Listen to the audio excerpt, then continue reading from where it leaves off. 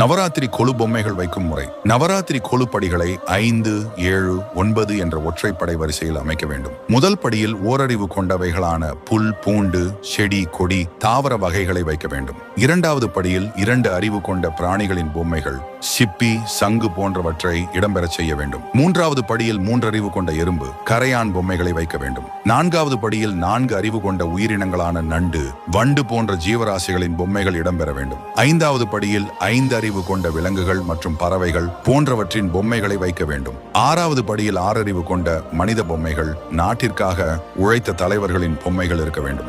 7வது படியில் மனித சக்திக்கு அப்பாற்பட்ட மகான்களின் பொம்மைகளை இடம்பெறச் செய்ய வேண்டும். 8வது படியில் தேவர்களின் உருவங்கள், தெய்வங்கள், நவக்கிரகங்களின் பொம்மைகளை வைக்க வேண்டும். 9வது படியில் பிரம்மா, விஷ்ணு, சிவன் ஆகிய மும்மூர்த்திகளையும் அவர்களின் துணைவியர்களான சரஸ்வதி, லட்சுமி, துர்க்கை ஆகிய மூவரின் உருவங்களையும் வைக்க வேண்டும்.